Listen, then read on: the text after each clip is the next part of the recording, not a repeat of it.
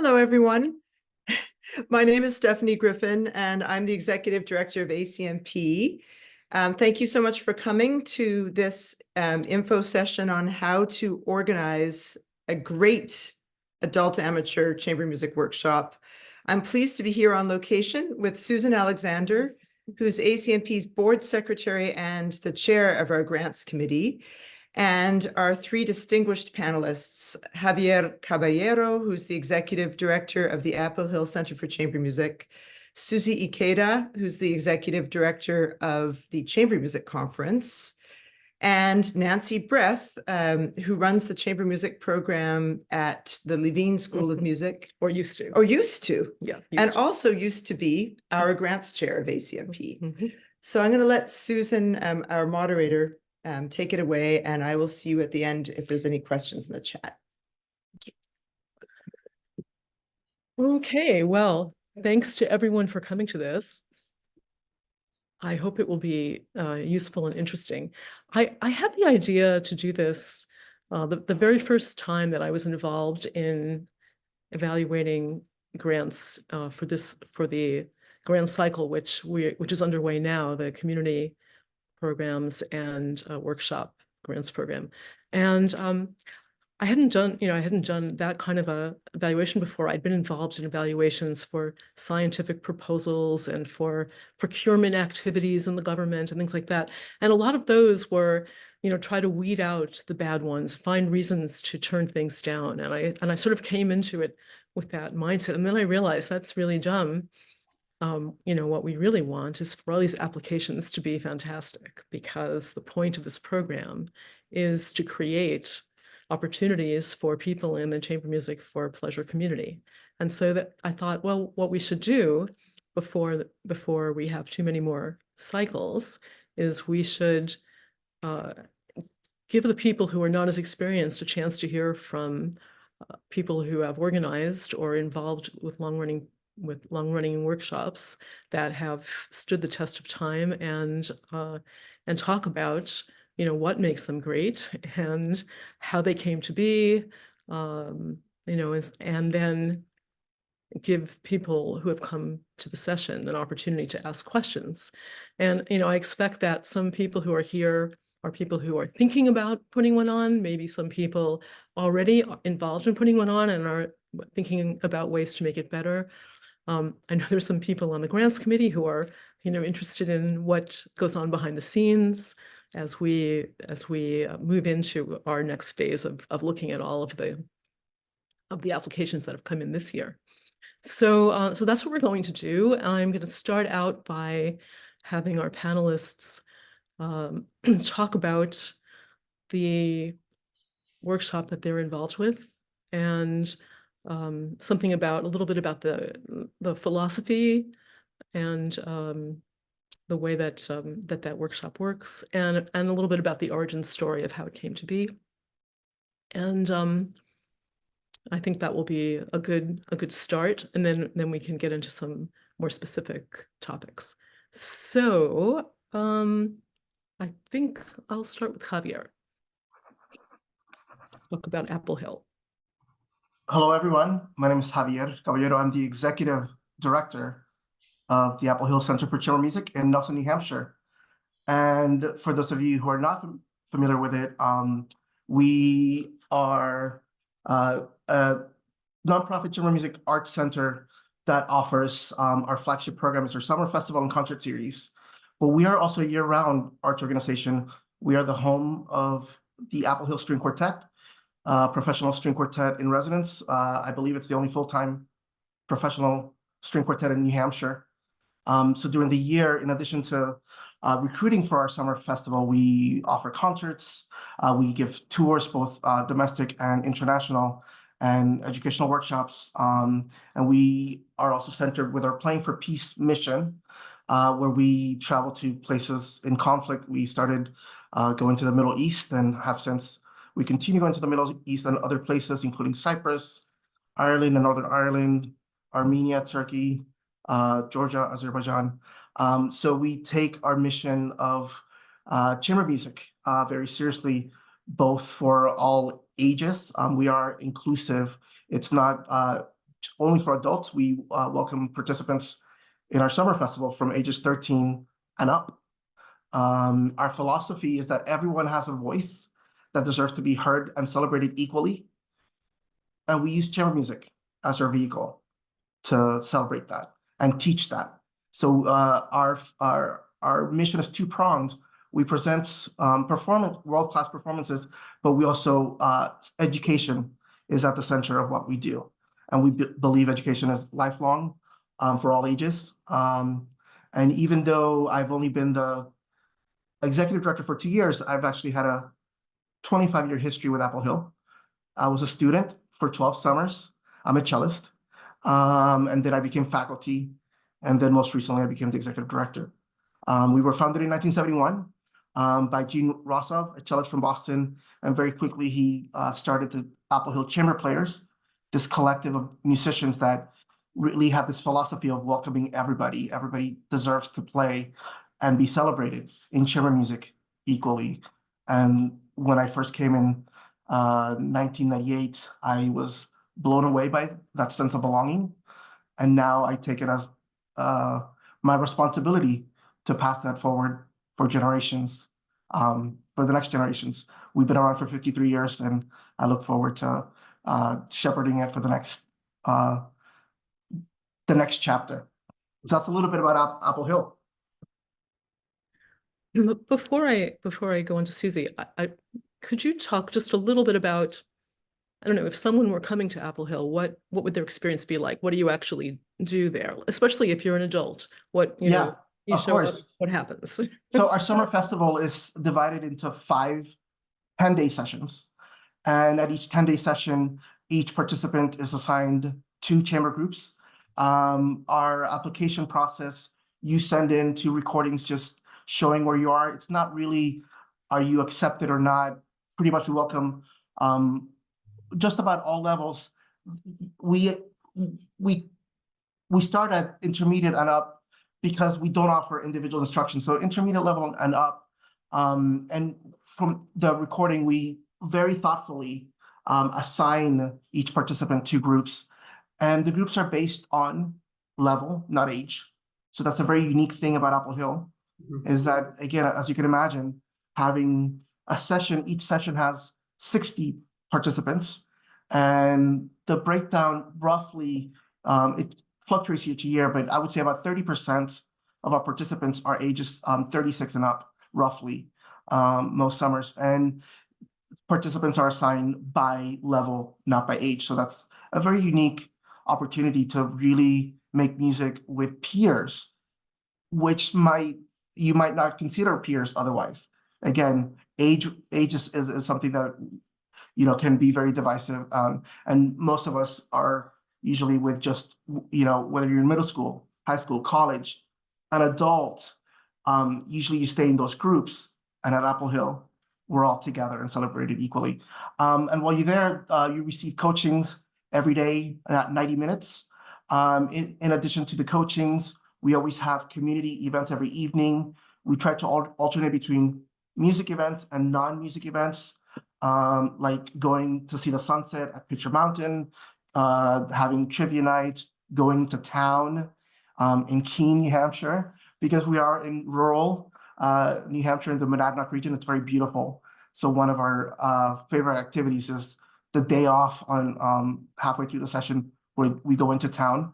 And then we finish the session with concerts where every participant group performs at the end. There's, of course, a faculty concert early on in the session where the students get to hear their faculty perform. Great, thank you. Thanks for that.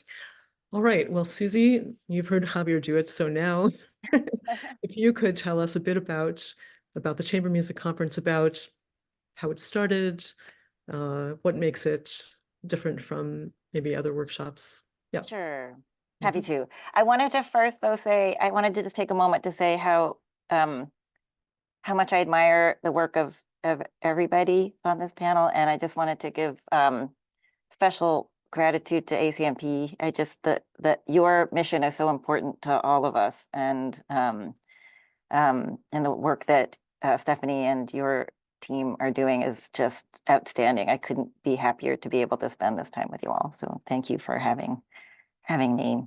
The Chamber Music Conference celebrated our 75th anniversary theoretically in 2020, although a lot of other things happened that year, so we couldn't really celebrate it that year.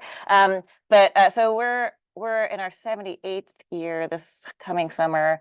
And as part of our 75th anniversary celebration, we actually commissioned a lovely book to be written about our history that was written by a longtime participant, David Weber. And the title I love because I think it has a lot to do with who we are. The title is The Music of Friends. And it really does cover the whole 75-year history and how the organization started. So I am not going to get into that other than to say it mostly started as a composing gathering. The focus of our conference began as a gathering of composers, and that there were some musicians around to play the stuff the composers wrote was almost sort of ancillary. And it over time evolved into this thing where amateur players wanted to play chamber music and wanted to learn how to do it better. And that sort of evolved from the beginnings as really a primarily composer focused gathering. We still have a really wonderful composition aspect of our program. So we are still commissioning new works and having both participants and faculty learn and present new works. But it's right there along with the adult coaching work that we do. So our program is organized into 4-week sessions, 4 individual 1-week sessions. Most people just do 1. Some people do 2, and that's how attendance happens, is people sign up for a week or sometimes 2. And in a week, a person is assigned to 4 complete chamber works to prepare and get coached on. So it's less time on each work than what Javier was describing. So if it's 21 hours of coaching in a week divided by 4 pieces, it's a pretty quick travel through the work, maybe a coaching session per movement kind of thing. And people receive their assignments about a month and a half, 2 months ahead of time. And we have faculty that coach us, and the people who come to get coached aren't generally rehearsing ahead of time. They're mostly coming from all over the country and gathering for the first time in the coaching room. So that's an interesting aspect of things. We have one of our 4 weeks is called the intensive format, which means instead of 4 works, there's 3. So there's more hours on each piece. And that week also has rehearsals without the faculty member in the room. And when we're not being coached, we're free playing like crazy, which I'm sure happens in all of our programs, is people just want to play as much as they can. And our faculty present 2 lovely concerts for us each week. And in terms of size, actually really similar to what Javier described. Our intensive week is a little bit smaller. It's 50 participants, but the other weeks that we offer about 60 participants. And the ratio of participants to faculty is between 4 and 5. Did I cover what you wanted? Yeah, it's good. And I have more questions for you No problem. later. Okay. I'll have more. So yeah, so the 2 programs that we just talked about are residential workshops where people come and they stay, and they're there for like a week. Now we're going to hear about a different kind of workshop. This was the Levine School of Music's Chamber Music Weekend, which Nancy Breath founded. And it's instead of being a residential thing, this is a workshop for people, mostly people who live in the Washington, D.C. area, and happened over a weekend. So I think people will find it very interesting because you started this from the ground up, and a lot of issues about how do you start it? Why did you think that we needed one in DC? You were involved with a particular institution. How did you get their buy-in for it? How did you find your first set of participants? How did you find your first set of coaches? How did you get people to keep coming back? So, and of course your model was preformed groups pretty much. So people they would come with their group already having prepared the piece. Okay, I'm gonna let you talk now.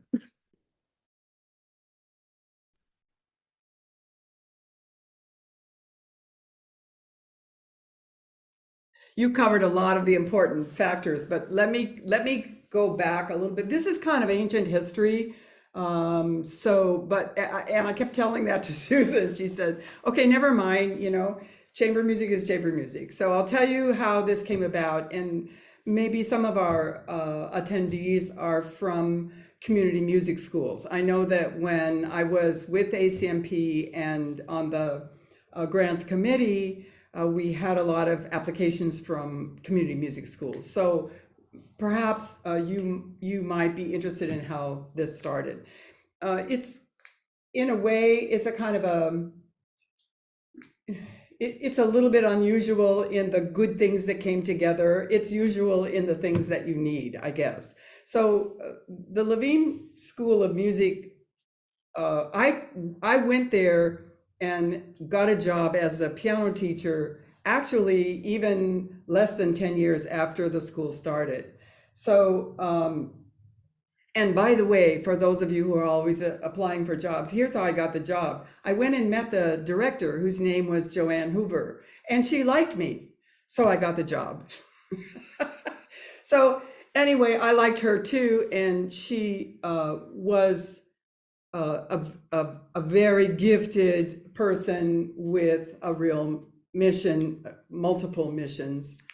By the time that I started at the school, there was a chamber music program. It was run by cellist Oliver Edel, and that was for children. And that was putting together children into groups and assigning them to coaches, children who were students at the community music school.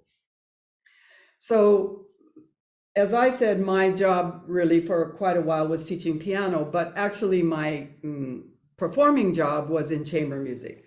So at some point, Joanne approached me and she said, I'd really like to branch out in terms of chamber music, and definitely I would like to branch out to the adults. So I want you to take on this job.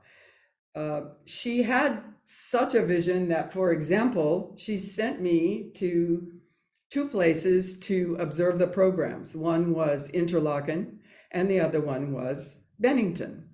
And so the Bennington, both of them were valuable. Of course, I mean, the Interlaken, as you know, is a huge program. So I was, privy to the organization of that and so on, but we were never going to have something on that level. At Bennington, everybody felt sorry for me because I wasn't playing, they assumed that I couldn't. And so they were always like, oh, you're observing. Well, maybe you'll be able to come next year. So that was kind of fun. And that was a whole insight into, of course, a wonderful program. And the greatest thing about it was the beginning of my friendship with the great Jack Glick. And so Jack fell in love with the whole idea of this program at Levine. And so he was one of our coaches from the beginning to the end. And he came down every year for it. And I was trying to remember the other day whether we even paid for his train ticket, and I'm not sure we did. But I will say that another eminent person of the faculty from beginning to end came through my association with the great pianist Anne Shine, whose husband was and is Earl Carlos, the second violinist until pretty recently of the Juilliard String Quartet. So Earl, who is the world's nicest, important person, I mean, that's all I know how to say. I mean, he's incredible. Said he would be interested in coaching as well. And I think one thing I should mention, well, then of course we had Oliver Edel and I coached, and we had other ordinary faculty members of the Levine School coaching, and everybody was paid the same thing, which is really special. So the groups, yes, were already constituted. We didn't want to deal with that aspect of it, so we put the word out. And honestly, I think the biggest issue was having Jack and Earl and Oliver on the faculty. Let's face it. I mean, if you had that opportunity, you'd sign up too. So we didn't have any problems of who to put with whom and so forth. Although we did sometimes have problems of people that put themselves with each other, because of course, as life goes, it isn't always that easy to handle. So they came for a weekend. It was not an option to come for one day. It was the option to come for 2 days. We had basically 5 periods of the day in addition to lunch, with 3 periods being coaching and 2 periods being rehearsal or whatever you wanted to do with it. The participants were pretty high level across the board, sometimes very high level, but that isn't because we said they had to be. It's just because I think that's how it worked out. Later, we had more beginning groups, and some of the beginning groups were actually the most wonderful to work with. If they were well matched, they had so much, of course, passion for what they were doing, that it was really, really a delight to have them. And we also had the support of the board. Okay, so once I became and I should say that eventually Oliver came to me once and said, look, I want to retire from being the head of the chamber music department.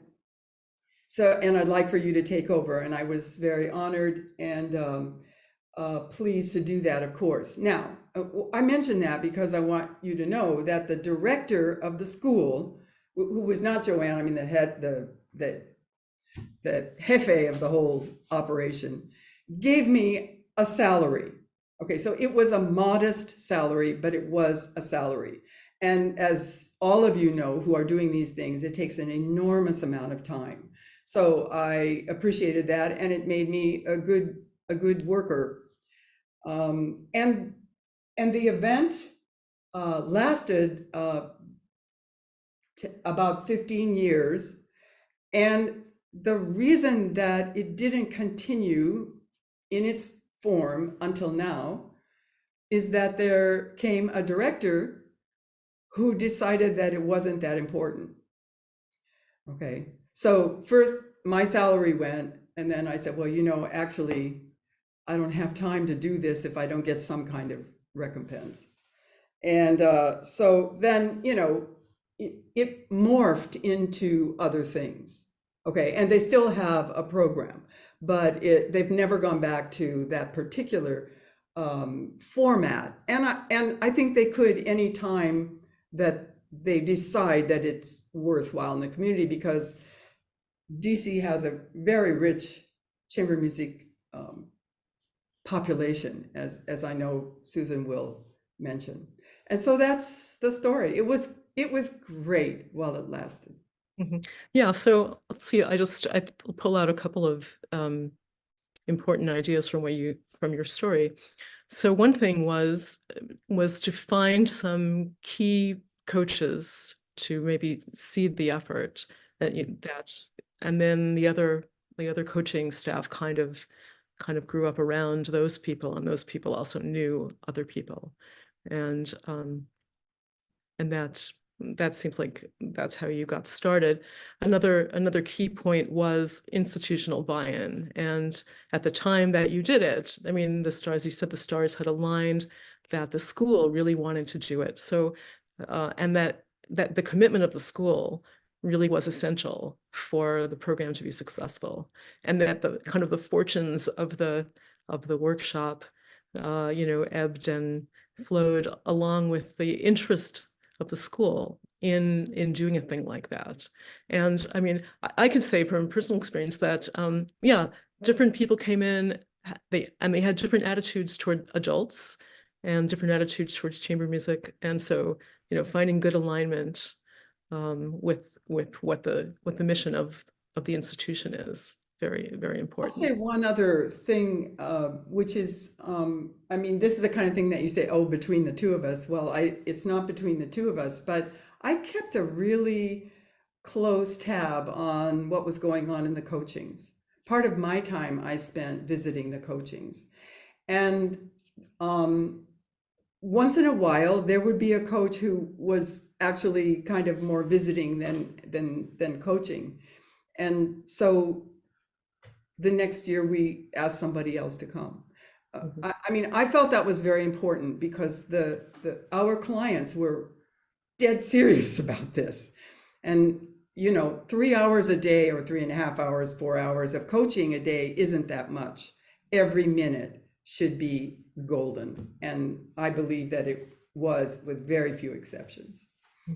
Yeah, well, I think that's a good topic. I'd like to talk with the other panelists about coaching. That's because there are a lot of different ways for coaching to be done at a workshop, and different models, and kind of what's the relationship between the participants and the coach. Where does the coach sit? Who does the talking? All of that sort of stuff. So let's see, I think let me go to Susie, and because you have a very interesting coaching model that's quite different from anything I had experienced before. Yes, Susan and I have actually been coached together at my conference. And also for people who don't know, when Nancy referred to Bennington just now, that's what my program used to be called back when we were at Bennington College for, you know, a really long time, 60 something years. So Jack Lick was a big part of this program for a very long time. So I like that connection. Absolutely. So I didn't, when I was going over my program, I didn't, and you asked me to, so I didn't talk about, I think it's a good lead into this topic, which is what our philosophies are and what our sort of guiding principles are, because it's related to this. And for us, in our mission statement, the words learn and grow as chamber musicians is really prominent. In addition to, you know, that we present new music and that we offer lovely concerts. The very first sentence has the words, you know, enabling committed chamber musicians to learn and grow as chamber musicians. And so we do think of our coaching program as a really essential part of a participant's experience in the week. And so that means that the work of figuring out what everyone's going to be playing is something that we invest a lot of time and effort in. And as any of you know, it's a huge, complicated puzzle, right? I mean, figuring out how to have everybody playing at the same time when you want to have a clarinet quintet here and a Schubert octet there, and a bunch of string quartets, a bunch of wind quintets, and then all the other people who have signed up need something. It's a really intense puzzle to give everybody something, and you want everybody to have something worthwhile to work on, right? You don't want there to be some leftover weird thing that's like 4 violas and a French horn, right? Like you have to be able to factor in the quality of literature, matching, approximate matching of people in a group, and we also invest a lot in taking in people's requests. We allow people to preform half of their coached groups. If they want to, they can go up to half of their groups preform, which means that they identify their group mates and they actually together choose their work that they will work on.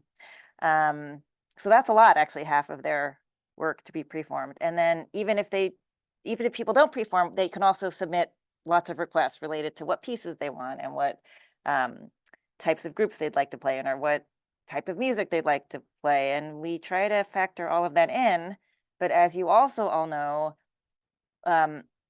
if you try to honor some person's requests for someone else, that will be not what they want to do. Mhm. And so it's, to me, our sort of philosophy in building this coaching schedule is to try to optimize giving across everybody in a given week or across the whole summer, some of what they really want, realizing that every one of us has to do a little bit of what someone else wants. And that's sort of part of the community spirit that comes with playing chamber music together, is that none of us can have exactly what we wanted because we're all in this together. And if you're going to play this weird piano trio that I asked for, part of my responsibility as being a chamber musician with you is that I'm going to play what the nonette that somebody else really wants to do, or the composer that someone else wants to introduce to the conference that I've never heard of, right? And so to me, that's part of the give and take of being a community member and playing chamber music, is that you get a little bit of stuff that you really were hoping you could get other people to play, and you do some of that yourself for your colleagues. And so we actually have a philosophy behind our coaching schedule development, which is to not overemphasize any one subset of people, to try to really be fair across everybody and give everybody some of what they want, and realize that not everything is going to be perfect to everybody in their coaching schedule, but we all do that because we're open to learning new things and being exposed to new things, and supporting other people's requests too. You asked me more questions like where does the coach sit and things like that, Well, but yeah, so you can correct me if I'm wrong, but I think there's an interesting, I found the thing that I hadn't come across before when I went to Bennington. It was the last year it was at Bennington, so I could still say Bennington. Was that the people who were being coached were supposed to kind of be quiet and listen to what the coach had to say. It was not really give and take so much as as like the coach was supposed to tell you. And I believe that there was the reason for that was because people are kind of meeting for the first time, and they're not an established group where everyone already trusts each other, that there is always a danger that with new people that they'll like start getting angry with each other.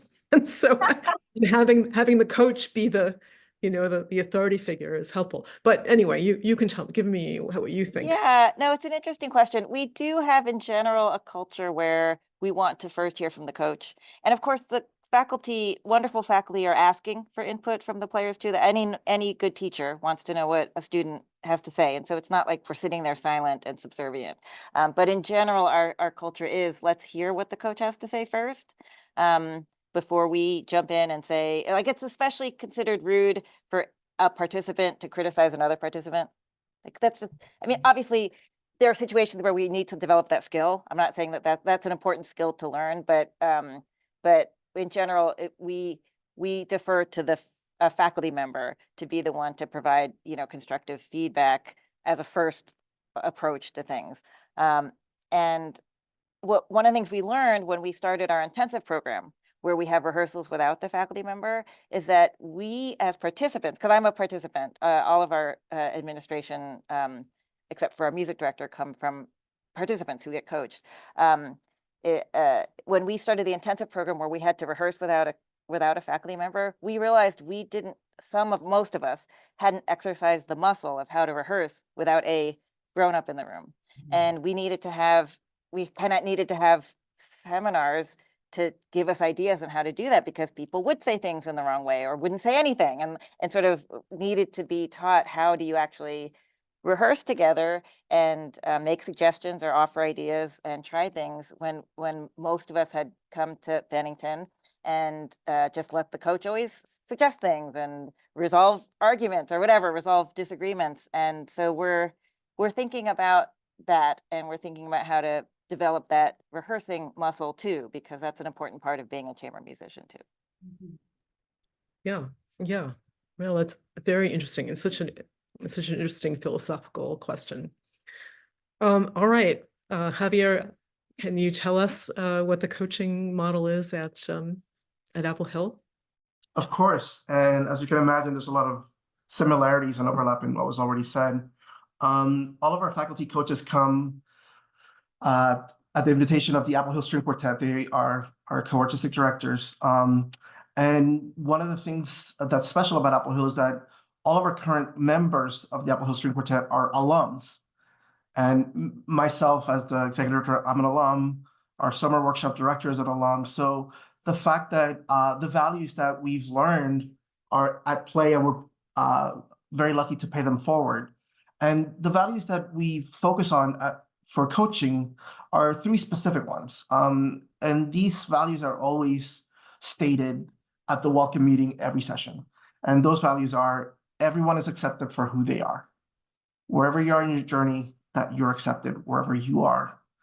Everyone has an expressive voice. So like Susie said, the expectation is we do bring very, very experienced faculty.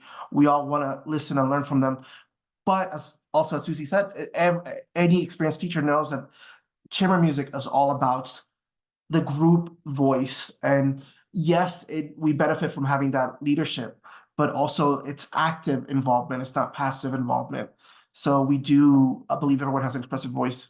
And then the third value is everyone deserves to be encouraged and supported equally. And that is really special at Apple Hill because we do have a wide range of ability level. The way we welcome all ages, we welcome all levels.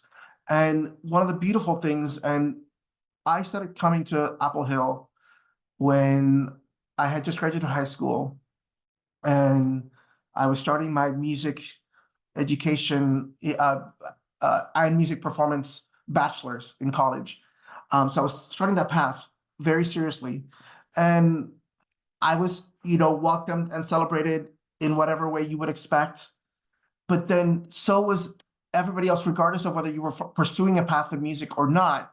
And for me, once I got to conservatory, I kept coming back to Apple Hill because, I could have gone to all these other festivals where you have to audition, the bar is high. I felt that third value of everyone deserves to be encouraged and supported equally, despite the fact that groups were such a wide range of level at Apple Hill. I felt that I did my best playing at Apple Hill because of these values. Everyone's accepted for who they are, everyone has an expressive voice, and everyone deserves to be encouraged and supported equally. So we really believe in those values at Apple Hill. And most of our faculty are longtime returning faculty. And now we're at the place that not only the quartet members, myself, our summer director, but now a lot of our new faculty are alums. So after 53 years, we really are very lucky that these values are now the product of our mission, are now the new generation of leaders at Apple Hill, both faculty, administratively. So these values really are ingrained across our community. And one thing I want to mention, we do welcome pre-formed groups, and that's important. I'm glad Susie mentioned that because that's how I came when I was starting my undergrad study. I was part of this really serious clarinet, cello, piano trio. We wanted to go to a summer festival as a group, and that's how I found out about Apple Hill, because it's one of not every place allows that. So when you're able to go as a pre-formed group, that's such a blessing, and that's how I stumbled upon Apple Hill.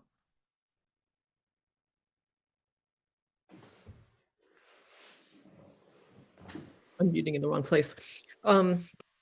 Yeah, that's very inspiring. I was starting to tear up a little bit there about that. But I think that's true. There was someone said that amateurs would make the best players, best if only they could play. But no, I mean, a lot of us can play. But I mean, the passion, the true enjoyment of it that you get to experience at a place that has people at a lot of different levels. Yeah, it's really great to hear that you found that inspiring. I have a little something to add to that, which is the other side of the coin, I guess.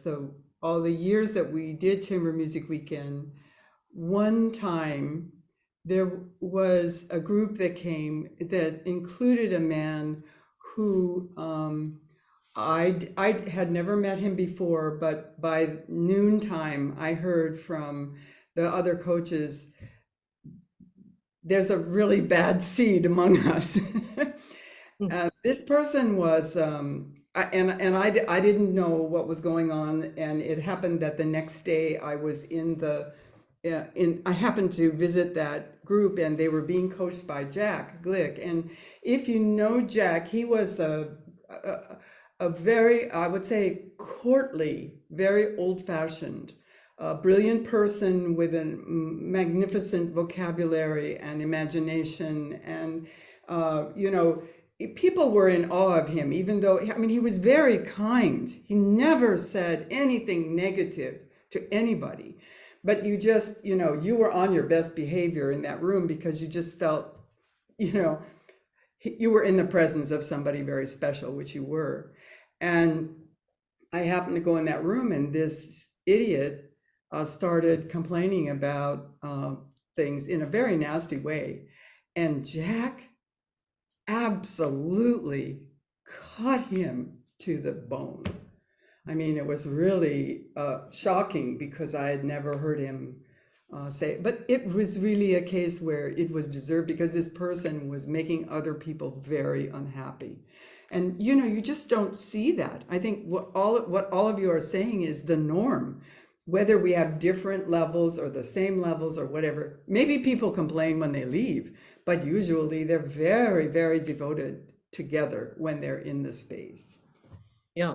Well, and in fact, one of the questions I wanted to ask Javier was about that, how, when you have an ethos, a very clear ethos that without which your program can't really function because you've structured it a way that requires that people have bought in to the ethos. What do you do to transmit that so that when people come, they understand, and you don't have bad seeds who mess up the experience for everyone else? It's funny you mentioned that we couldn't have it any other way. I don't think we would want it any other way. We're very intentional about these values. And the way, how should I say this? And I think about this a lot. That's a great question, by the way, because that intentionality, I'm going to answer this, first of all, personally from Javier, then from Apple Hill, I think. But for me, when I first came as a student, what I found is what I'm trying to emulate as a person. So that sense of belonging, that sense of welcoming, that sense of, it doesn't matter if you're majoring in music or not, or what your path is, or how long you studied, or who you study with, that doesn't matter. That's good for you, but in the large scheme is, what do you want to say? How can we help you? Like that whittling down to that simplicity really was liberating for me. So that's my personal agenda. Now from Apple Hill, we are, as an organization, as an institution, we are very also intentional about that because we all have this shared experience and because that is in our DNA from our founding in 1971. That is not something that we turned a corner and started doing. Every time I speak to one of the original chamber players, many of them are retired. I'm still close with many of them, and I interact with them. When I speak with them, these are kind of the people that at Apple Hill we stand on their shoulders. Every time I speak with them, it's the fact that there was this clarity of understanding and inclusion. And I've coined this term since I've arrived at Apple Hill in this role. This radical inclusivity has been at the forefront since 1971. And it's not something that was added later. Because of that in the DNA, I feel like there's a through line from the founder through the chamber players, through my predecessors, most recently, Lenny Machinsky, he was one of my coaches my first summer. So for institutionally, I think we are lucky that everybody that has been in the leadership roles and involved at Apple Hill believes in it, has experienced it, and is serious and committed to, again, what I said earlier, paying it forward. So I don't know if that answers the question of how we do it, but it's more like an environment that results in that continuity of values. If that's an answer, I don't know. Yeah. So I have a question for you, Javier. How do you, maybe there's somebody in the audience who admires Apple Hill the way I do, and many, many people do who have never ever been there but know about it, do you have any kind of program that welcomes people to come in and let's say observe or kind of help out, let's say, for a while to actually learn how it's managed and ask questions and so forth? I think it would be with the history you're talking about. It's just it's really ripe for admirers. I have two answers to that. We don't have a formal way of auditing. We don't have the capacity, unfortunately, our location being rural, and also post-pandemic recovery, we're still trying to navigate those things of, keeping our community, safe. It's intergenerational, a lot of immunocompromised participants, so we take that seriously. So the answer pre-pandemic might have been different than my answer now, but right now we unfortunately don't. However, I do welcome, if anybody is over the summer or during the year, we are year round, is anywhere near Nelson, New Hampshire, Keene, New Hampshire, in the Monadnock region, I would be glad, and I do this all the time, to give a tour, to meet the staff. So that's what is available. But during the summer, I welcome people to come to our concerts. Those are community events. They're not just performances. Audience members can come have dinner on our beautiful lawn. We have 100 acres. Our beautiful lawn, you can have dinner before the concert. So I think that's one way of experiencing it. But for this audience, for everybody that's here today, if you play an instrument, you should come experience yourself a session at Apple Hill, because you're only hearing one experience, but I am a product of the mission. And I went for 12 summers in a row as a participant. And I will tell you right now, that is not exceptional, because the average returning participant has been coming to Apple Hill, I would say, for 10 years, 15 years. That is normal. That's average, because there are many participants that have been coming for 20, 30 years. So the fact that I came as a participant for 12, that's not exceptional. There's a lot of people that have a lot more experience. So in terms of to experience, I welcome anybody who plays an instrument and is comfortable with chamber music at whatever level. Please come in and experience for yourself a session. Otherwise, come join us for a concert, or feel free to email myself. My contact is up on the website, applehill.org. Feel free to reach out to me. I would love, as you can tell, I'm very passionate. I love talking about Apple Hill, and I would love to give a tour and provide any more information. Yeah, well, I'm making a note for ACMP that this might be something that we should be thinking about, is how we could hook prospective organizers of workshops up with ongoing workshops, and give people who want to do that some people a mentorship and opportunities to perhaps observe, and we can see whether that's something we can do. So okay. Can I add a little something about philosophy? Because I Yes, think I'm it's coming back. relevant to a couple Coming of... to you. I wanted to come to you next. But Okay, yeah. I just wanted to add a little thing about this philosophy topic, because I think it's so important. So the Chamber Music Conference doesn't have the range of ages or experience levels that I think Apple Hill has, but we do have a range. I mean, any gathering has a range, right? It's just a matter of how big the range is. So we have a range too.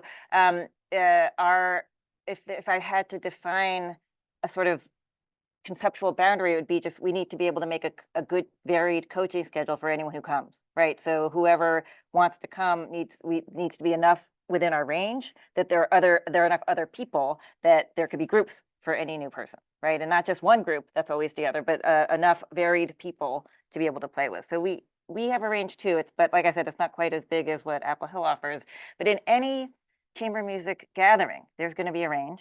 And none of it works. None of it's going to be fun. None of it's going to foster the love that our programs foster if there isn't this underlying culture of generosity, right? And however it's come by, right? And I think we each have stories of these incredibly important people on whose shoulders we stand, who helped set that tone, right? But we all carry the responsibility of furthering that tone, because none of this works, right? If we don't have this underlying sense of generosity, that it's not just about me and what I'm getting out of it and how I'm doing. It's about how I'm a part of this group, I'm a part of this community, and are other people learning, and is someone else who's less experienced than I am getting better because someone did that for me when I was like, that whole idea of being having generosity and thinking of more than just your own learning, but what you contribute to other people's learning. No chamber music gathering works without that. Because there's always going to be a range, however wide or narrow the range might be, it's always going to be there. And like I said before, nobody's going to get exactly what they want all the time. And so everybody needs to care about not just themselves, but the other people too. Yeah. I guess a thing that I started thinking as both of you were talking was it's very important to walk the talk. whatever the philosophy of the workshop is, whatever that mission is in the minds of the people who have organized it, getting everyone who's involved to do that, to emulate those values and behave that way in the heat of the moment is really key to have the kind of longevity and the loyalty that your workshops have inspired. So Susie, I know that you do a special thing for new people, because that's another kind of population. So we've talked about people in terms of their ability level, but there's also the people who've been coming for 10 years, and then the person who this is their first year. I know you've thought a lot about that and how to make them feel welcome and how to kind of break into existing cliques, because that's inevitable. Yeah, I have mixed feelings about talking about the things we do for newcomers, because a little bit it betrays that there have been experiences where newcomers didn't have a good experience, so we needed to come up with programs. So it's a little bit of a double-edged thing. But what happens when people return for decades, as they tend to, is it's easy to forget what it was like to be new and to not know everybody and to feel lost. And so we have so many people who return that it can be really hard for a newcomer, just because you see everyone else coming back and saying, oh, I haven't seen you for a year, and everybody knows everybody, and everybody's sort of comfortable setting up groups, and it can be hard for newcomers. So so we do have some programs that try to help newcomers. We have a BUTI system that a wonderful board volunteer totally does wonderfully. So we solicit returning volunteers to pair up with a newcomer, and they reach out ahead of time and are attend the same week as the newcomer, and they set up groups for the. I mean, it's a really wonderful program. And then we also do we also have, it's like a raffle where returning people can sign up to offer to make a group for new people, and then they get a prize if they do. I mean, it's so we have little sort of quirky things that we do to try to make sure new people have people to play with, and someone, at least one person that they know will be there for them, and set up meal, sit with them at meals and things like that.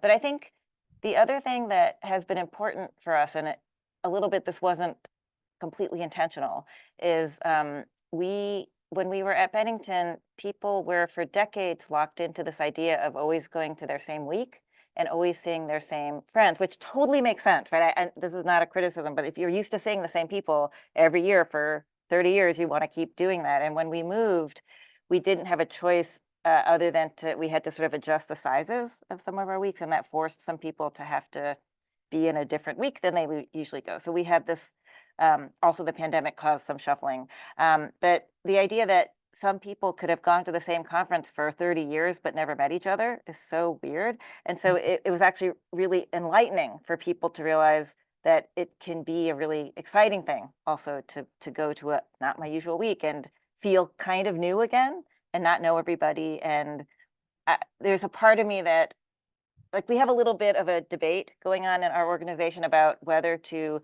put a special mark on a newcomer's name tag.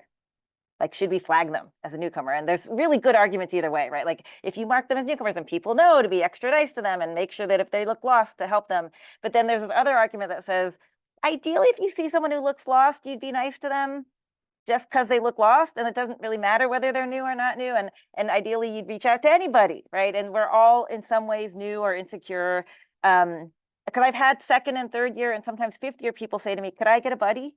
because I still feel kind of insecure, right? So there's like it's complicated, right? Like we ideally we'd have a culture where we reach out to anybody and anyone who looks a little bit lost or like they're sitting by themselves, that we do something to reach out to them. And it doesn't matter if they're new. It doesn't matter if they're their first year or their 10th year. But it's all of this is like cultural stuff that we can set up programs to try to help with that, and those are important. But I guess I find myself thinking back to this idea of setting this tone, which really comes down to the key people who foster and who establish and then continue to support the community vibe that we all care so much about, and it's so important to figure out how to maintain. Yeah, that's you've clearly thought very deeply about these things. Well, I'm going to take us from this aspirational stuff now to something very kind of nitty gritty. And I'm going to ask you one more question, Susie, which I know you were involved in having to find a new venue for the workshop. And for people who are thinking about starting something, I think would be very interested to know, like, what makes a good venue? What kinds of facilities should it have? What kinds of institutions are interested in hosting? I don't know, whatever you can tell people who might be wondering about how to do this. Yeah, it's I will tell you some things. I'm happy to. I'm really lucky that our board chair at the time, a great person named Mike Hong, really led our search committee, and really a great committee of the board really led a lot of the work for this. But the first step was to identify a huge list of possible places, right? And we scoured databases of colleges, databases of high schools, I mean, private schools, public schools. We just sort of scoured the internet for lists of things, right? And we built just a huge list of possible candidates. And then we did a bunch of research online about them to see which ones could meet our requirements. So I guess step 0 was to find our requirements. And for us, it was a really fixed set of things because we had grown and defined ourselves to fit in Bennington, where we'd been forever. So our size, our program, like everything that's what fit at Bennington. So we wanted to be able to take that and plant that somewhere else. So we knew how many weeks we wanted to be. We knew how many people we wanted to have. We knew how many pianos we sort of had a set of requirements that we had to find another place to be. If someone else hadn't yet defined how big they're going to be, right, then there's more, you might have more flexibility in your requirements, but we really had a set of things that we needed. So in many cases, we could eliminate things without ever needing to reach out to them because we could just look online and see what they did and didn't have, and ruled out a bunch of things from our list because of that. And for us, geography was a big factor, right? I mean, this wonderful board chair actually went to the effort of building a database of all of our participants' zip codes and made a map of like concentric circles to figure out what geographic regions could work for us. And that defined our list too. So geography was a big factor. Dates were a big factor. Obviously space for housing and for playing. Interest on the part of the organization. And then things like pianos is not a trivial thing. If you need to have, 12 good grand pianos, you can't just find that anywhere. And actually, the place that we're at, where we've moved to Colgate University now, we're about to have our 3rd year at Colgate. We actually have to rent some pianos, not all, but in order to have enough pianos, we actually have to bring them in, which is not a small project. So identify a list, do a bunch of screening, contact the people who are left on the list. People did a bunch of site visits, and it took us a long time to find a place. And, all of this vibe that we were talking about and culture that we talked about, ideally that's transportable, right? It's about the people. It's not about the buildings you play in. But sites can have weird effect on culture in a way that you don't expect, just because who knew that having the parties in this place as opposed to that place changes how people, you can't predict all these things. And so our leadership team fretted a lot about how to map our culture and sort of the vibe of who we are into a new place. And we're still working on that, right? I mean, we're still new in our new place. But that was on our mind too, is how can we map the culture of who we are and what we do to a new location? Thanks. All right, I'm going to ask just one more question, and then I think we have some questions in the chat, and we'll take some. No, we don't have that many questions in the chat. Oh, okay. Well, we'll take some. All right. Well, I'll keep asking questions till we have questions in the chat. No, no, but I think we will have some questions in the audience too, right? Yeah. Okay. So I wanted to ask a question about different instruments, and I'm a pianist, and so I find that pianists have special needs because our parts are so dense, and so I wanted to ask Nancy if you have advice for workshops about how to make them a nice place for pianists.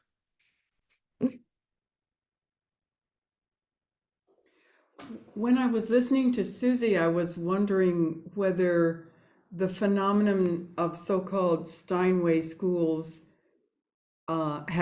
she's nodding. So yeah, so Steinway has had this big conglomeration of ads and advances to schools, and I don't know the economics of it, but apparently a lot of schools feel that it's worthwhile because it seems to be really growing. They don't always put Steinways in the schools. They put other brands that are made by Steinway and supposedly are very reliable. So I suppose if I were looking for a place to have to start an event such as you describe, I might even put that into the computer and see where the Steinway schools are. Otherwise, there's another aspect of it, which I don't know whether you'll be happy with it, Susan. I think because you've had experience of various different physical realities, sometimes having a grand is not really a grand thing, because people have these old crappy pianos that really are not a pleasure to play. So I mean, that is another indicator. I remember once in DC, I was working with I had various chamber groups that I performed with, and we had a beautiful venue, which was a small art gallery in Northwest DC, and they didn't have a piano. And at the time, I had a really beautiful quality upright. And I asked the members of our chamber group, would you be ashamed if I put my piano in there for the concerts and played it? And they kind of looked like this. They didn't care. They weren't pianists. So they said, whatever you want to do is fine. So that's always something to think about as well, because there are really high quality upright pianos that sometimes are far better than grands.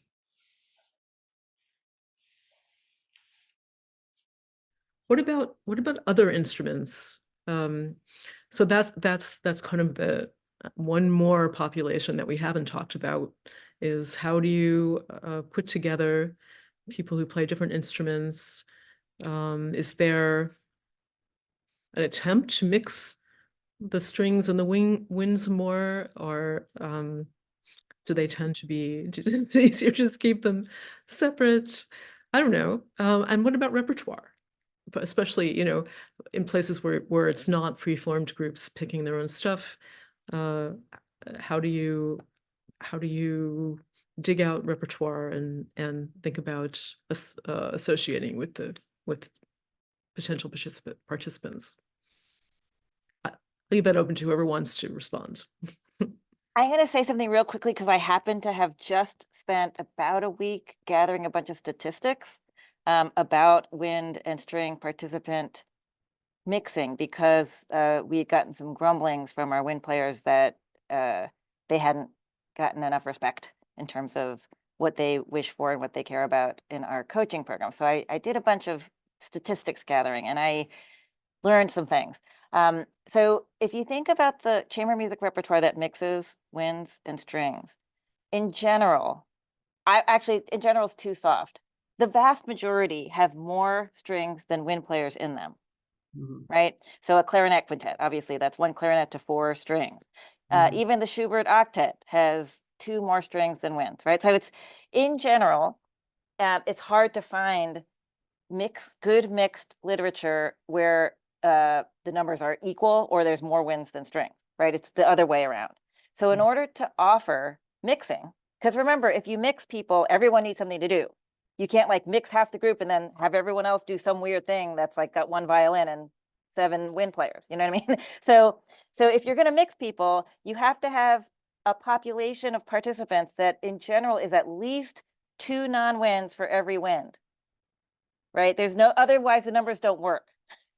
Oh, my screen's doing weird things. But that can make wind players feel a little frustrated, like how come there are more string players than wind players? That's not fair. We're second-class citizens, right? But if you want to have mixing and have people have interesting works to work on and have as much mixing as possible, you have to have more strings than winds, or it's not going to work. So that was an interesting statistic to figure out. Is the numbers just won't support mixing unless we have at least 2 strings for every wind. If they were equal, the wind players would have to accept that some meaningful portion of their coaching schedule is only going to be with wind players, right? Like we could have 1-to-1, but then that means some wind players are going to have just wind quintets or reed trios or just wind music on their schedule, and they complain if we do that, right? That's not fun for them. They want to have at least one thing that's mixed. The other thing that's worth saying, however painful it might be to say, is that because of the differences in repertoire, in general, the wind players are happier with more mixing, but the non-wind players are happier with not too much mixing, right? So what? the string and pianists are often happier with less mixing, whereas the winds would like there to be more mixing. Does that make sense? Question, Susie. I mean, look, the thing that we never talk about out loud is that the string quartet is, the golden globe of chamber music, right? So what do you do about the fact that string players really just want to play string quartets? Yeah. The great Yeah, it's really tricky. It's true, but again, I get annoying, but that really comes down to the whole idea that I get some of what I want, and I'm here also to give other people some of what they want. I mean, I sorry to have said that now for the 4th time, but I think it does. That's kind of what I meant. And part of it is this mixing thing, right? And we're trying to always learn more about more good repertoire that mixes, because even for the winds, like they get tired of doing the Schubert octet so many times. Like so we're always looking for and collecting and trying other mixed works that are less familiar and still worth working on and being coached on. But this numbers thing, the statistics thing, I know it sounds really geeky, but that really feeds this, right? Like crafting the profile of who you admit, like what your profile is of how many winds, how many pianists, how many strings, like all of that directly affects the quality of the coaching schedule that people get. And I think that's sometimes hard for people to understand. Like the wind players are mad that we don't have more wind players compared to string players, but they also get mad if they don't have string players in their coaching schedule. So trying to figure out how to give everybody enough of what makes them happy, that they can also then be there for other people. That's really, really important and really hard. Yeah. This is incredibly, valuable inside baseball for people who are thinking of doing this. I think I'm really glad we're getting into some of these, into these details. Javier, did you want to say anything about mixing the instruments? I do. So much great information and truth has been said. And at the end of the day, I go back to the word that Susie used earlier about generosity, because to a certain extent, no matter what year, what festival, you're at the mercy of who the participants are and the instrumentation options. There is a finite combination, right? And to add to that, at the right level, level appropriate, not just instrument combinations. So that is, I have so much respect. I have done that in my previous faculty positions at other summer camps. So much respect for those of us that have to do that. And then at Apple Hill, the Apple Hill Quartet, they spend 2 weeks doing nothing but these assignments. They take it seriously. They're very thoughtful. We make sure we don't schedule any performances during those 2 weeks because it is a puzzle. I do want to push back one thing that Nancy, as a string player, one of my favorite things was not playing string quartets because I played string quartets so often. I give it to you. I might be an outlier, but I gotta say, as a string player, I found it as a treat when I get to play with a wind player, or a brass player, or percussion. And I do have to say, for those that end up either having the mixed blessing of having to sort out these assignments, or if you find yourself yearning for an assignment out of the box that's where there's mixing, I gotta say, repertoire that's outside of the traditional canon does offer a lot more opportunities, whereas the traditional canon, the options are so limited. And Susie hit that nail on the head earlier. It's pretty much strings and one. But I highly recommend, and we spend a lot of time, and when I say we, the quartet spends a lot of time just researching and looking at contemporary and non-traditional. And I gotta say, not just contemporary, because I get it. As soon as some people hear the word contemporary, there's might be a hesitation, but there's also a lot of other underrepresented voices that have been around that just haven't been programmed, that do have interesting instrumentation combinations. So I just want to add that bit of hope in the very challenging ecosystem of finding the perfect chamber music assignments. Yeah. Thank you for that inspiration. There are some, it's kind of amazing how many things you can find on IMSLP now, and a lot of composers who are really great and somehow just became forgotten. And there are there's a lot of different instrumentation when you get to know them, but it does require a lot of work to go in there and learn all that. But in a way, it's one-time work. Then you have it for the future. So I think we might have some questions now, right? I can just read them from here. Do you think people can hear me? Yeah, maybe. Yes. So this is Stephanie here next to Susan. I'm going to read some of the questions that came into the chat. One of them is from Martha's iPhone. I don't know which Martha that is. So Martha, she says, another question. Apple Hill and Bennington and Kent, etc., are huge and daunting. What about chamber music days or weekends with no faculty or coaching? For example, Appalachian Mountain Club weekends. Invite everyone in the greater Boston area. Put people into groups on the day. Well, that sounds like a plan, actually. It's not really if you say there's no coaches or faculty, then it's not really a workshop. But I mean, they might stay overnight. They might. Is it? Yeah. Oh yeah, Martha. Where's Martha? She's there. I see her. Hi. I've unmuted myself. Yeah, for anybody who's on this call, who was thinking, oh, I'd like to start a chamber music workshop. I have some ideas and I know a few people who'd like to play. Just thinking of the history of Apple Hill and Bennington and other chamber music workshops that I'm sure we all know. They're huge, and I can't imagine anybody sitting down and saying, "Well, I'm going to replicate Bennington, but in, let's say, Western Pennsylvania in the mountains or someplace."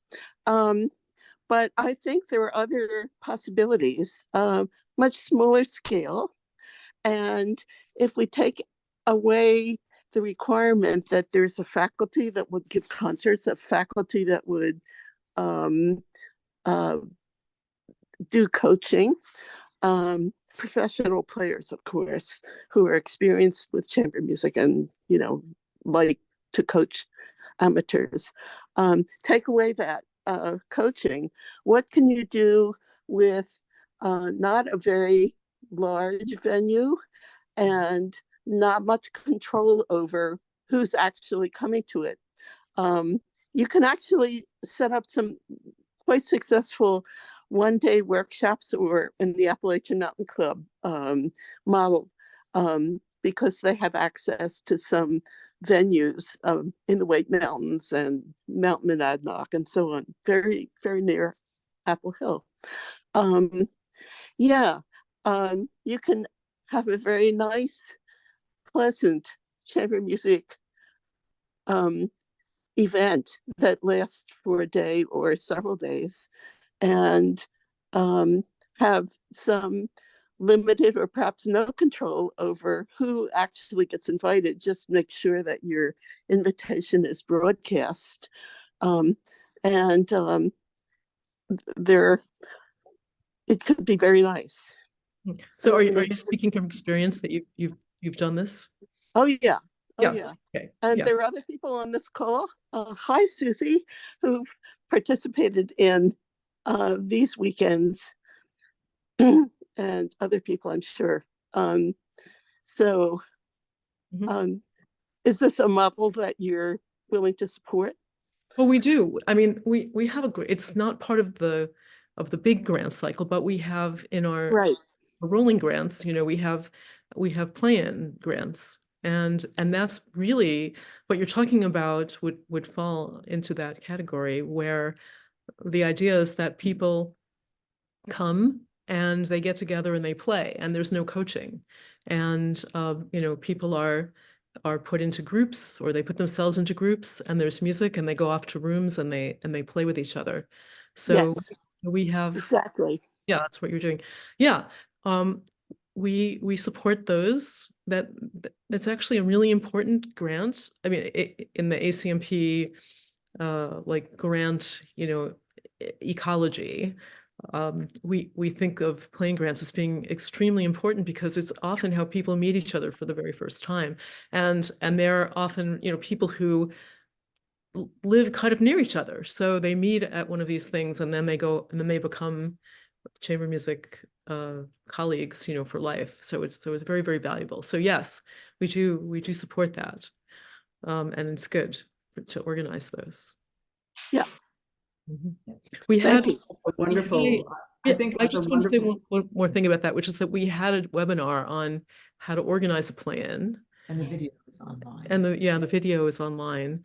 And so there might be some suggestions there for people who are looking to do that. The one that Michael Knoch does is very much like what you're describing. And he has a whole algorithm for how to take the people who have signed up and get them useful into groups to play together.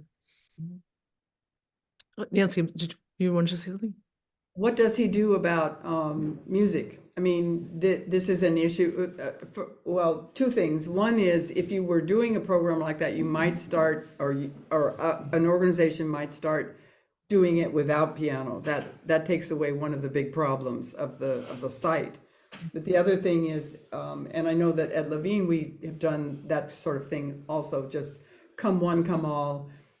Spend an afternoon or a day with us. But that's a situation where you have a lot of scores available, so that you can sort of sift them around and pass them out.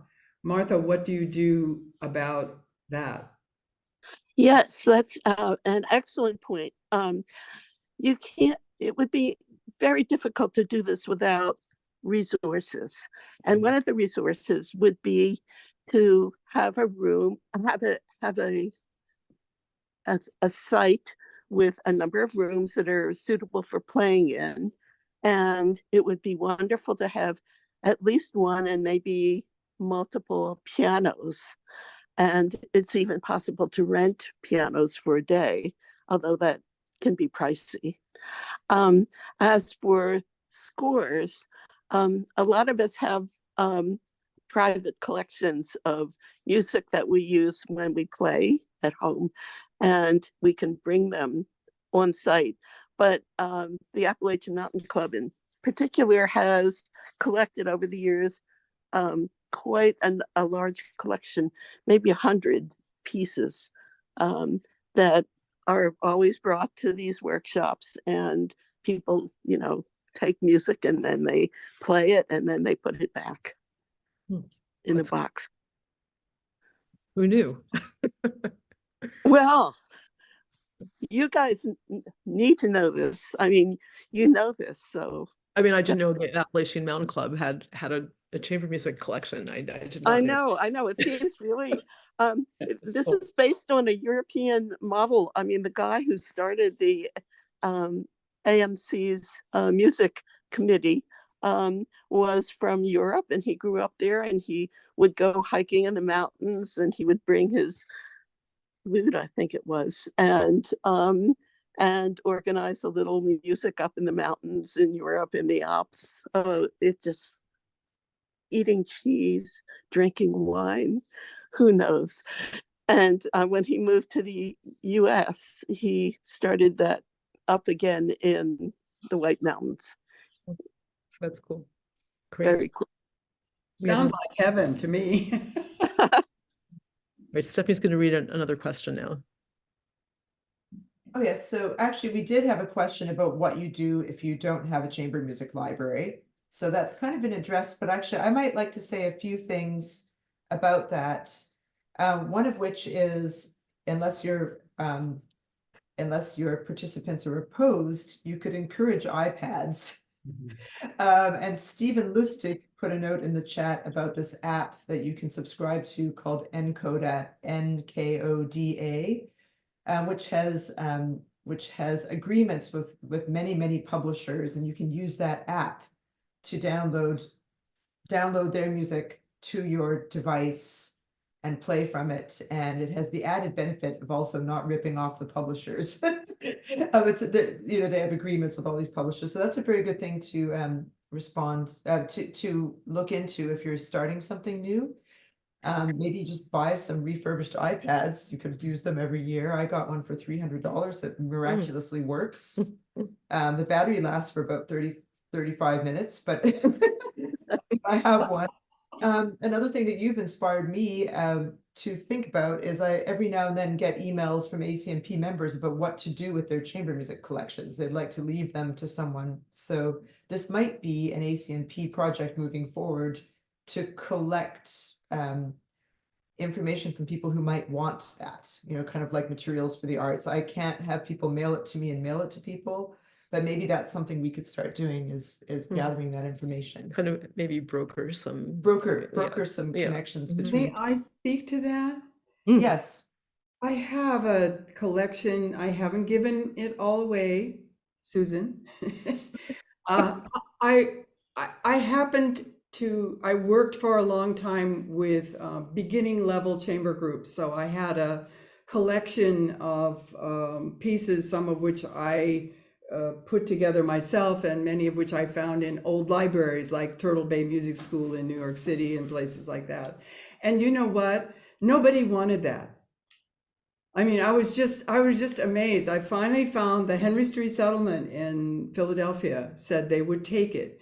But I am actually, I'm so glad you said that, because I think the organizations need to be aware that those of us who are in our dotage and may not be playing professionally anymore, like me, have very valuable collections. And the school that I live a few blocks away from in Washington, D.C. is not interested.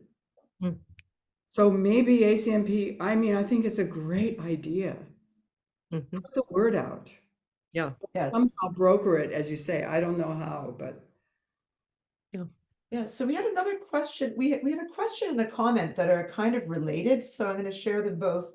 Martha Welt, or Welty, I'm not sure how you pronounce your name, made a comment / question saying that a lot of the people participating in today's event might be more interested in starting something like what you did, Nancy, like the idea of a small, like, weekend workshop, non-residential perhaps. So I don't know if you want to speak more to how you did that, how you started. I mean, you did already say you had the institutional support from day one. But before you do that, I had a very interesting comment from Mark Atkins, who said, he said, years ago, I set up a day with 4 quartets in my house in different rooms. We hired a violinist we knew from the Manhattan School of Music, who coached each quartet for an hour. We charged a fee to cover the cost of a coach.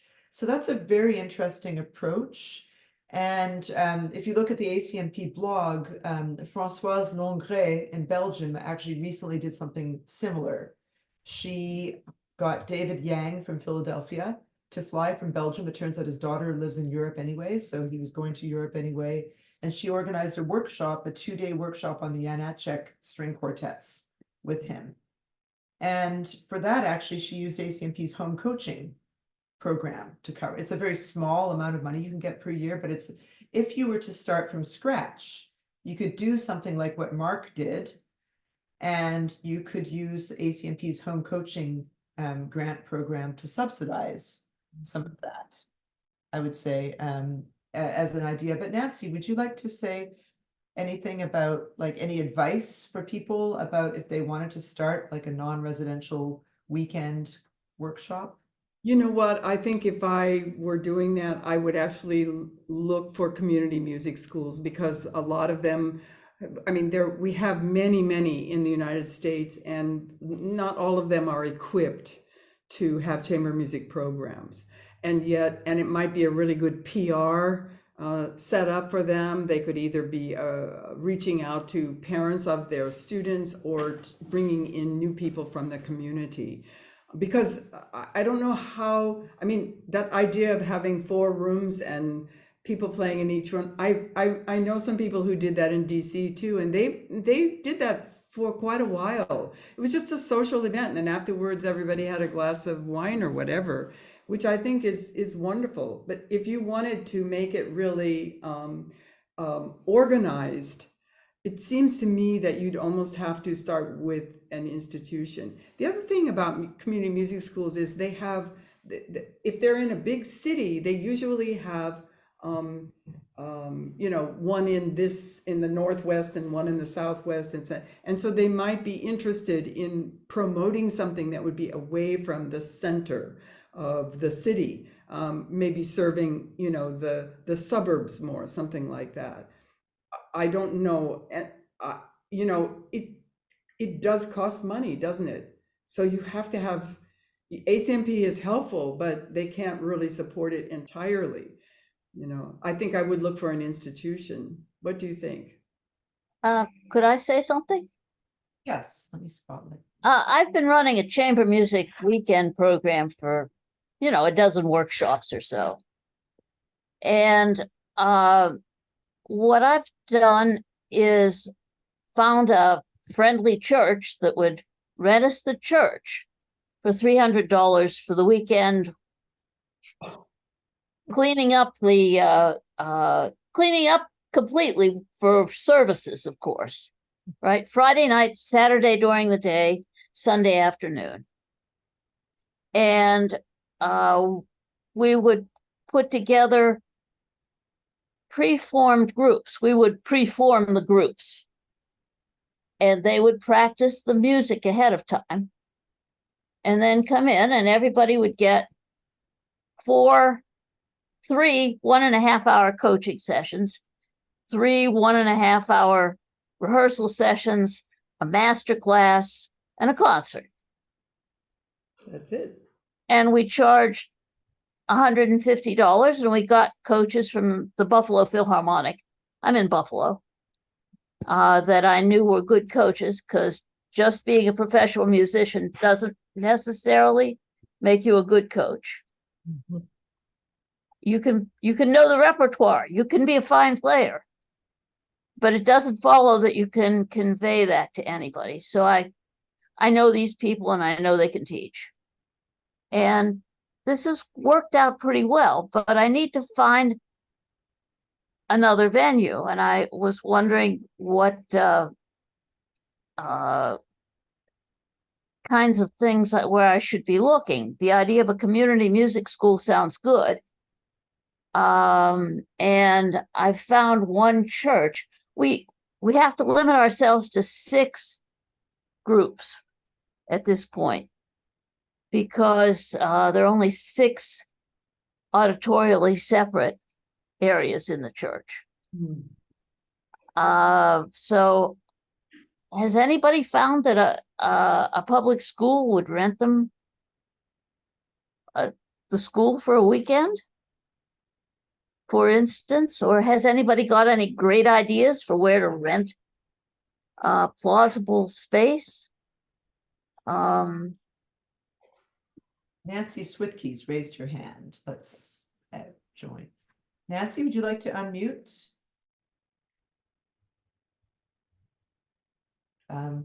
Make sure she knows that it's she and not me. Yeah, Nancy Switke's, would you like to comment? I see you raise your hand. Or maybe that was an accident, perhaps. Does anyone have any ideas about? I'm sorry. I'm so sorry it took me so long to unmute. Oh, good. I had a tech issue.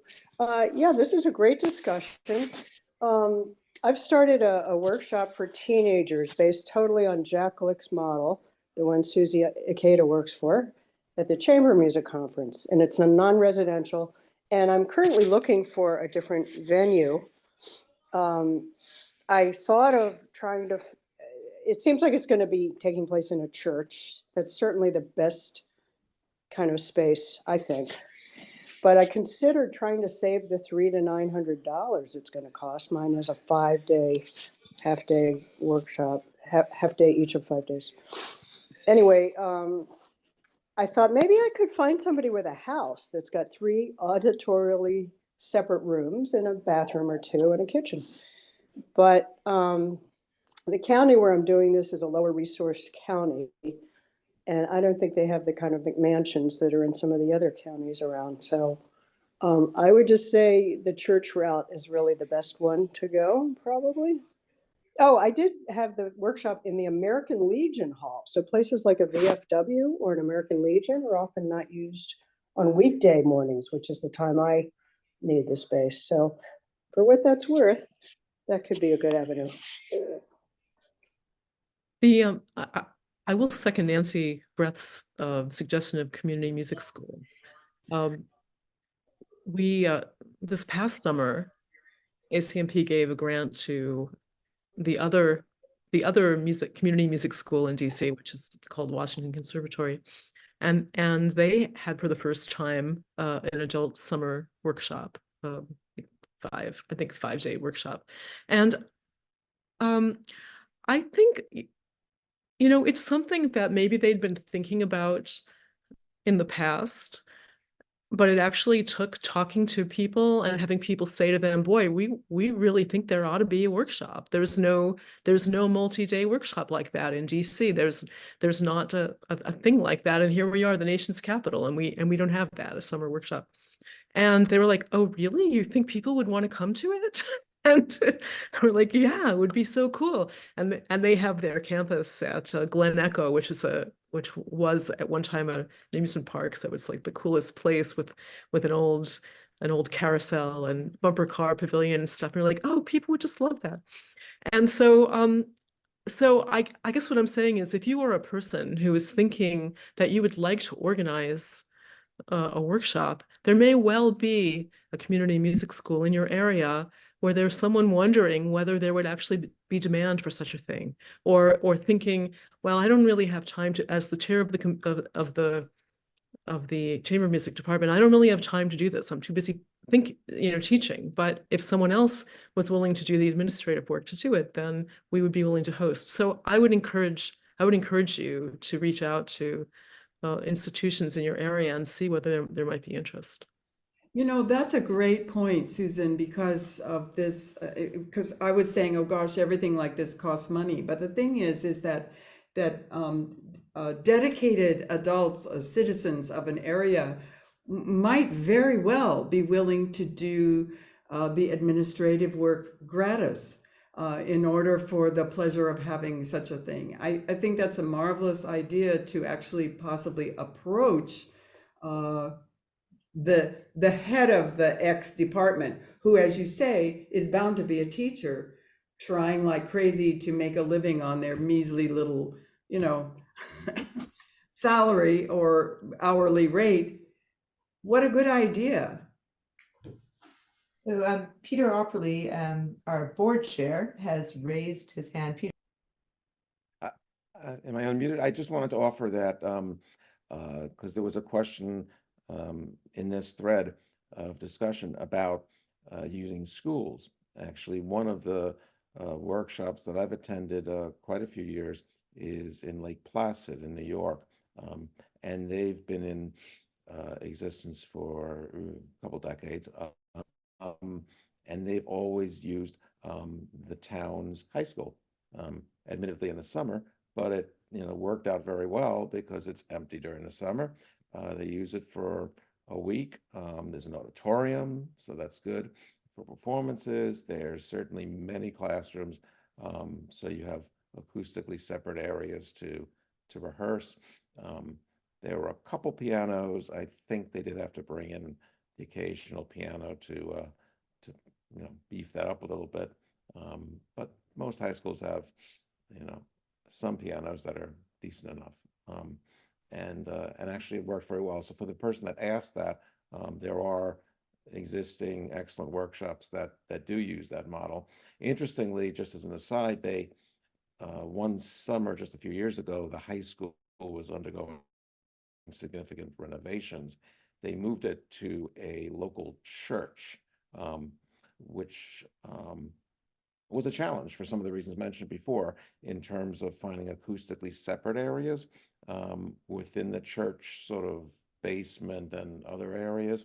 And also it did raise, and it hasn't been brought up before, but it did raise issues for some of the members, and the organization is not going back there again because of this particular church's beliefs on certain issues. Yeah. Made it very uncomfortable for some of the people that did not, I guess leading back to Apple Hill, did not feel that the environment that they were sitting in for a week was an inclusive environment. Too bad we have to think of that, eh?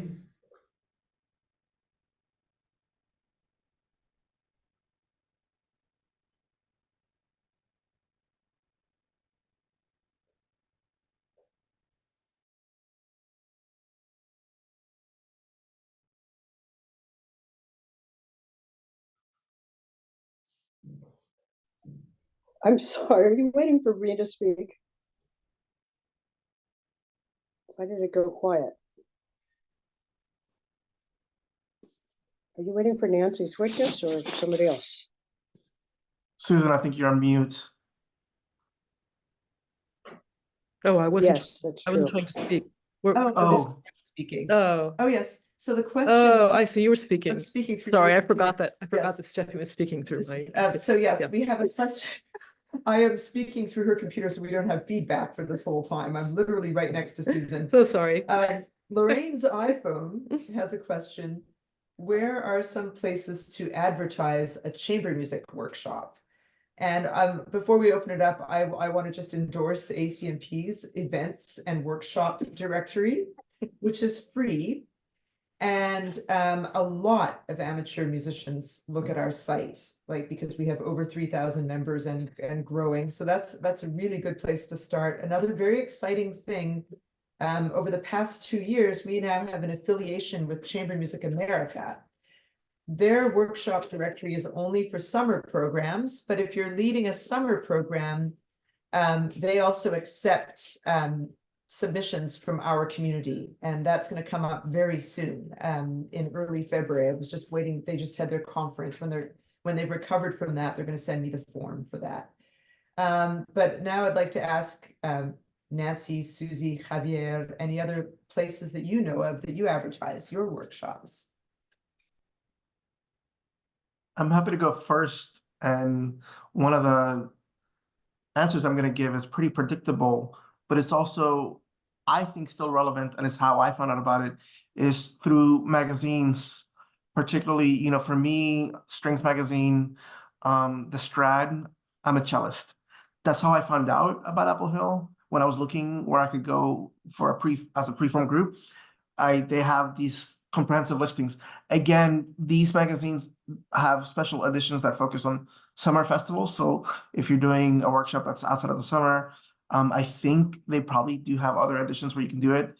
But trying to get on those listings that are very comprehensive, it's really valuable, because you can capture the eyes of somebody that maybe they're not looking in your area, but knowing that that offering is there is really helpful. So magazines for us, online listings, you know, there are so many of them. So it's almost like every year I find out more listings out there. So just trying to figure out as many as you can. And what we do is every summer I do ask first timers, and Susie, this might be where having a symbol on your name tag. I do ask our first timers, how did you hear about us? Because sometimes I do hear about other things that we don't know about. And first timers are a great resource to know about how to reach other first timers.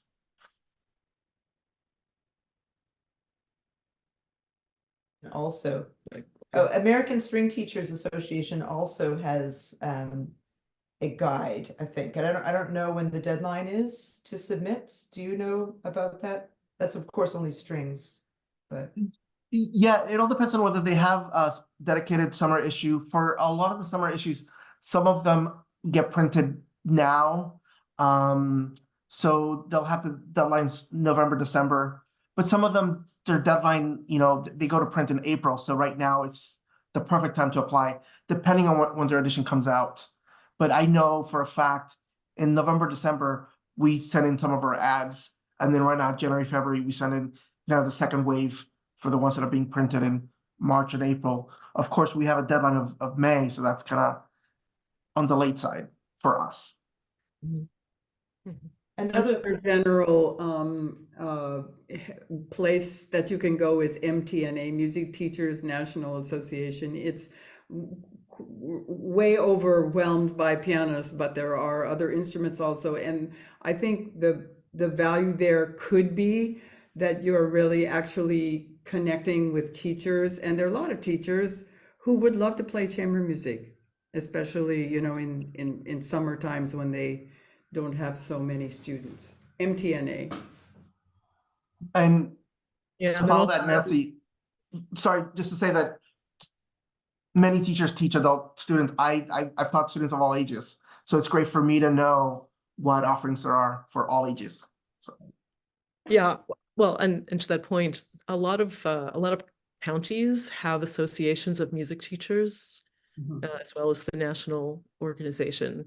And another place where you might find adults is community orchestras.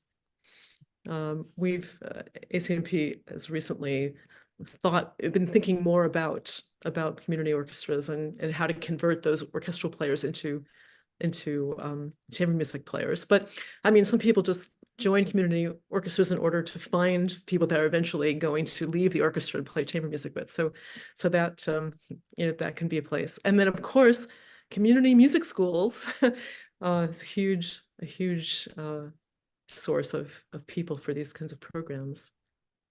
I'm going to add just a tiny little bit.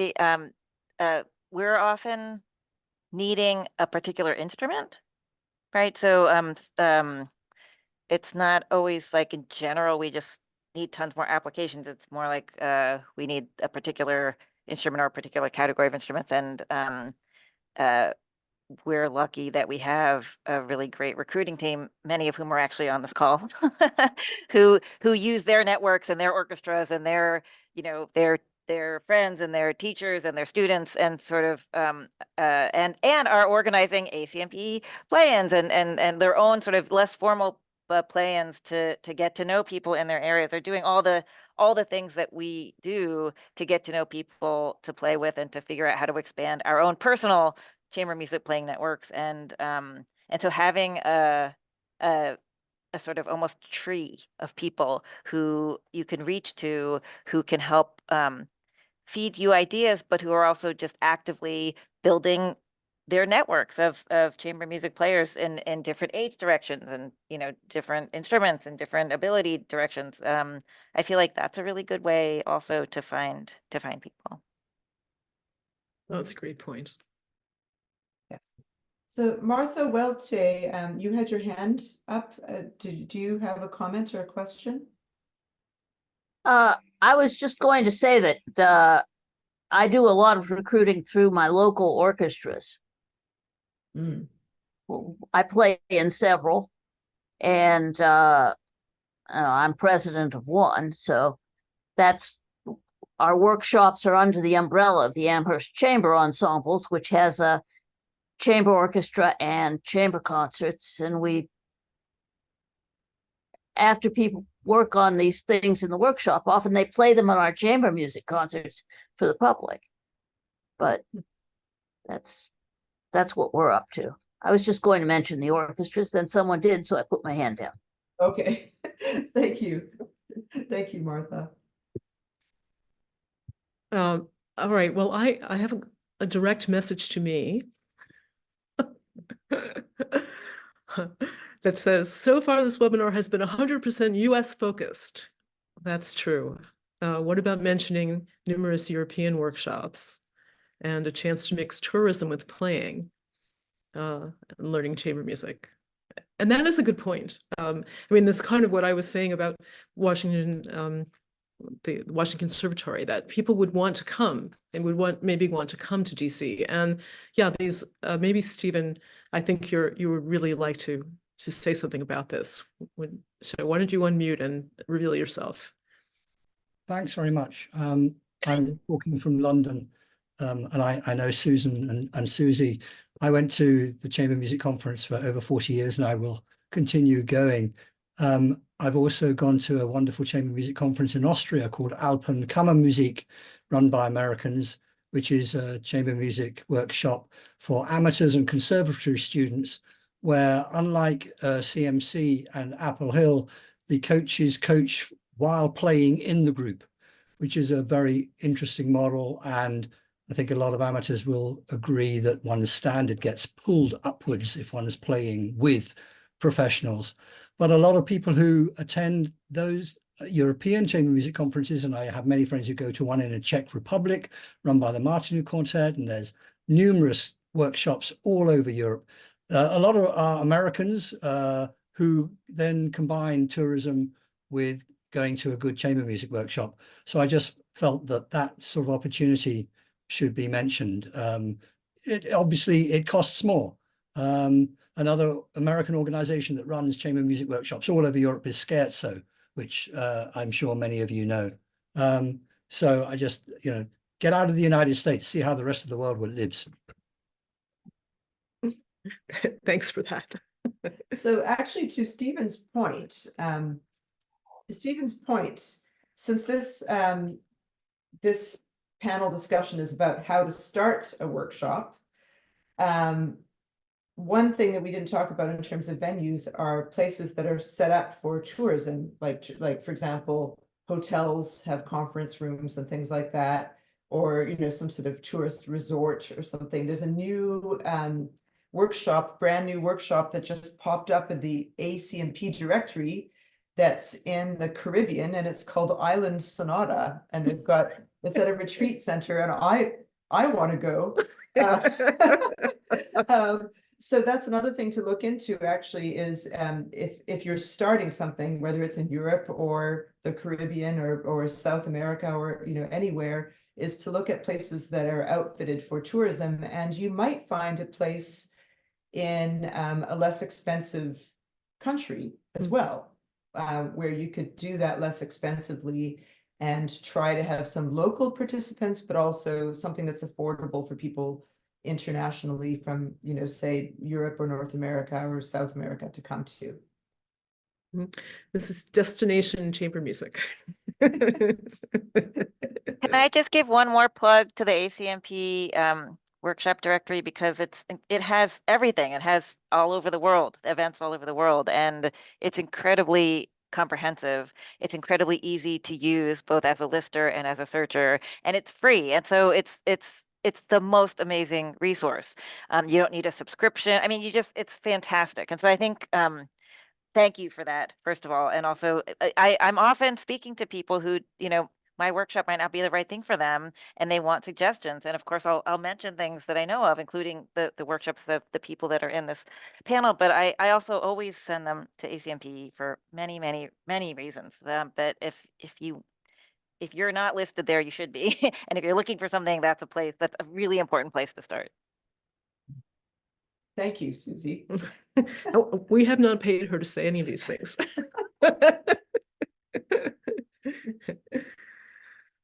Okay. Do you have any further questions? Yeah, is there anyone who has a question who has not put it in the chat?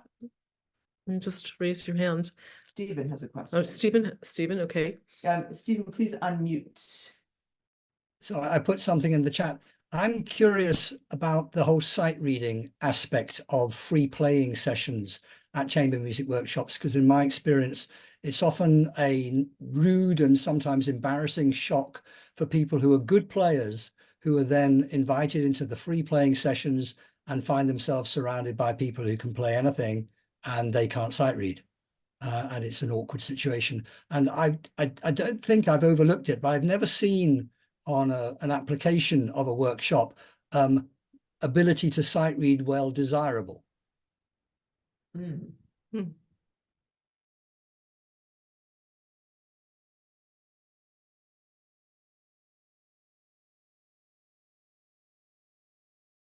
Yeah, what do other panelists have to say about that? Sight I'll reading. say something briefly, which is that when I read at home with someone who I just did recently with someone who really hadn't read chamber music before, but was a lovely violinist, and the person felt self-conscious because the other 3 people in the room had lots of experience. And I like to remind people who are new to playing chamber music that when those of us who have done this for a long time say we're reading, it's a complete lie. We're not reading. It's a total lie. And so saying that we're reading it is just kind of like, it's a word we use, but we've all played these things, like many, many times, have worked on them and know them really well. And so I kind of like I reassure the person, you're doing great, you're doing fine. Don't just because we're not reading, don't feel like there's this, that we've never seen this before and we're just doing better than you. So I this is now the 5th time I'm saying we were all that person though, right? Like there are so many people, and some of you are in this in this Zoom, who patiently let me flail through things my first time, and set up groups for me and let me be clueless and let me not be a good reader, and were nice to me and wanted to play with me anyway. And so it takes that generosity to be willing to do that for others. And so, I mean, at least for CMC, we don't make it a requirement that you can read well, because we're there to provide the experience that people need in order to become good readers. And because people did that nice thing for me when I was new to the conference, I'm happy to be that person for other people. I'd like to, could I add to that too Go ahead. address Stephen's question? It occurs to me that if you are starting a program or running a program that does include sight reading, it would not be a bad idea at all to put a sentence in your application, especially for pianists. Yes. You are signing up for this in February. Sight read for 5 minutes a day, every day between now and July when we see you. it may not seem like much to you, but it probably will really increase your capability. And pianists are the worst because oftentimes, okay, don't let me get, put a timer on me, because oftentimes they're never asked to learn to sight read through 12 years of lessons. But secondly, because the parts are, okay, complicated, So I think Stephen's question is really germane and might become just a little part of the application form. And who knows, people might actually do it. I really agree, and I'm glad that question / aspect of chamber music was brought up, because not only have we all been there, wherever we are on our journey, I do feel that each one of us needs or approaches that challenge differently.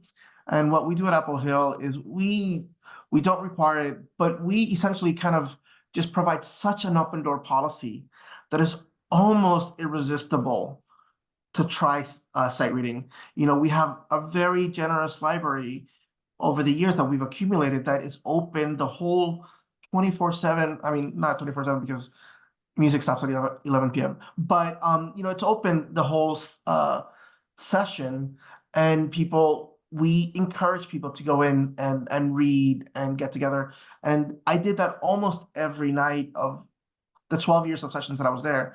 And you're right, there is kind of this initial fear for those that haven't done it for very often, that I do feel it is our responsibility to make that possible. But then the how is the key, because for some people they're fearless, other people are like, it can be traumatizing being put in a spot. So our philosophy is, I agree with you, Stephen, it's so important. So our approach is just kind of open door policy, and come to it whenever you feel comfortable. And usually people do get sucked in by one of their friends during session. But such an important aspect of chamber music. Mhm. Okay, I don't think we have any more questions. well, and that's good because we're just about out of time, right? Yes. Yes. So, Gonna say goodbye. excellent. Yeah, come and I'm gonna reveal myself. Thank you so much again to our wonderful panelists, Nancy Breath and Javier Caballero and Susie Ikeda, and to Susan for moderating and putting together all these questions. And to all of you who joined in the discussion and came to join us today. And we will be, we're going to be making a video. We'll be archiving this for anyone that wants to refer to it in the future. And I just want to wish you all well. And if for those of you that are going to be starting workshops or have any questions or ideas, feel free to reach out to me, sgriffin@acmp.net. I may not know anything, but I might know who to forward your email to because of the nature of what I do. So feel free to or Susan, or if Susan is in our directory, if you look her up in our players directory, you can get her email address as well. So thank you again, and enjoy the rest of your day.